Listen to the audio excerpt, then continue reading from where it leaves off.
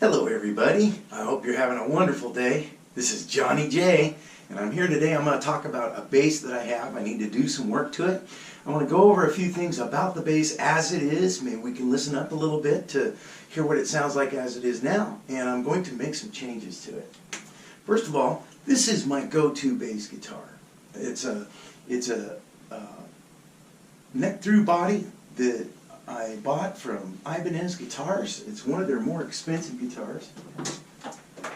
It's an SR series. It's from their workshop. It's a workshop series bass, which is their more expensive line of bass guitars and guitars, as far as I know. It's a real pretty bass. The first thing I'd show you is that it is a neck through. It's got a nice mahogany neck that goes through. It has a nice poplar strip wood that's been put in between it. It's just got a nice maple exterior and a maple top, a tiger stripe maple top on it. I'm just real happy with that. The guitar has a nice dark rosewood fretboard.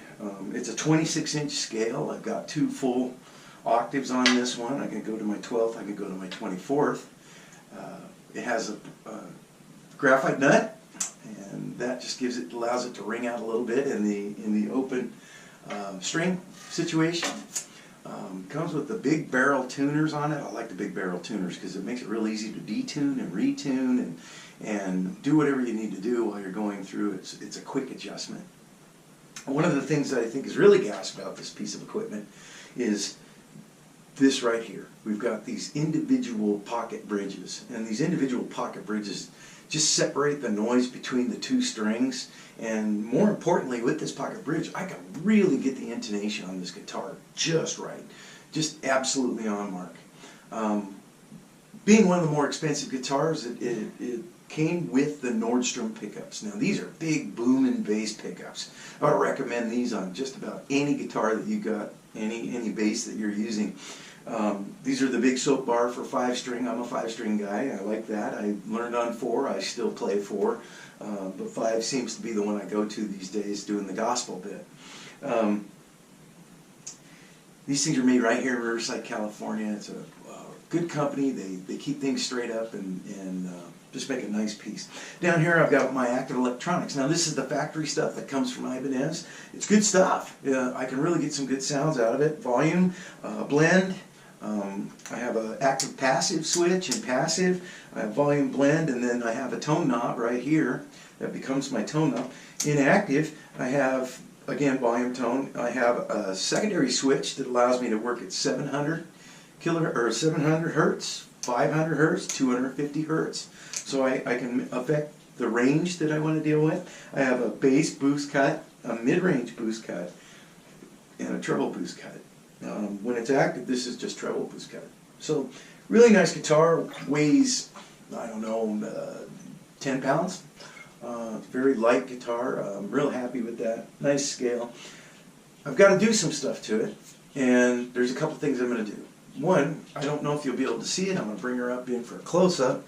But right here on our frets, I don't know if you can see the frets real here, but I'm going to try to turn this around so you can see it and get a little closer in there.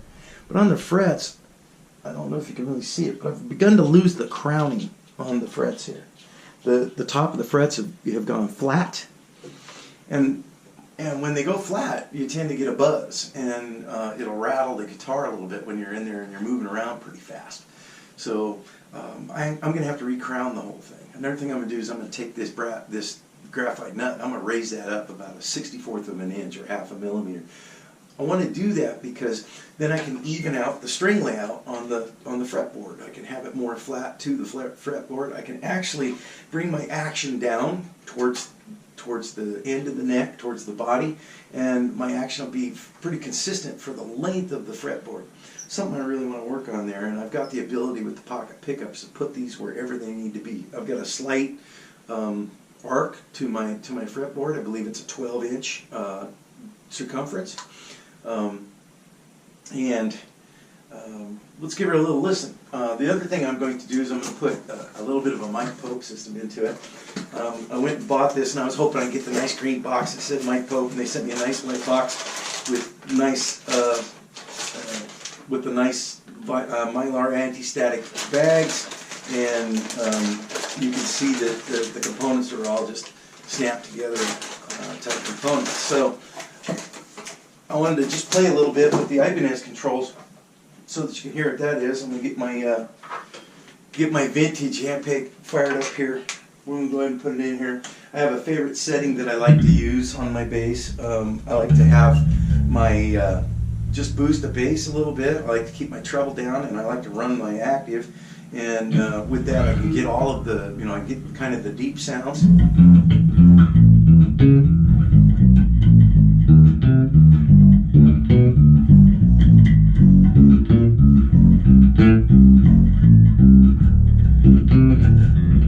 I can get some pop out of it.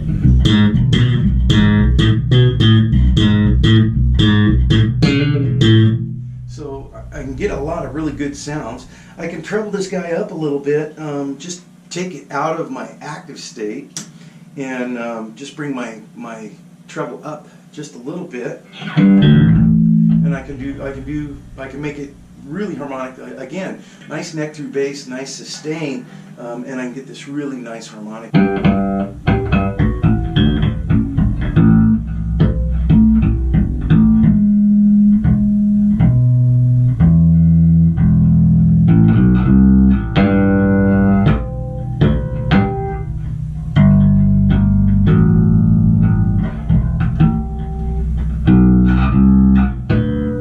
So I can get the Chaco sound out of it.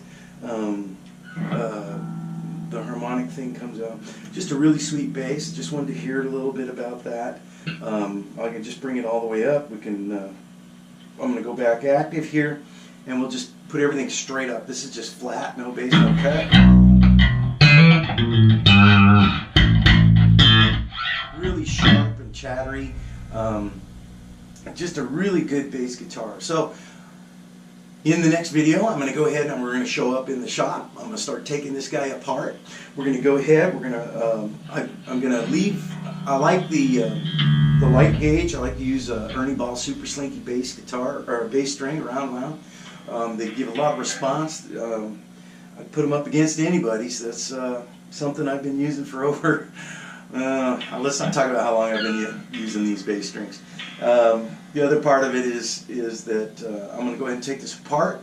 We're going to go ahead and pop the nut off. Then we're going to go through, we're going to re-crown this thing. I'm going to get the guts out of it.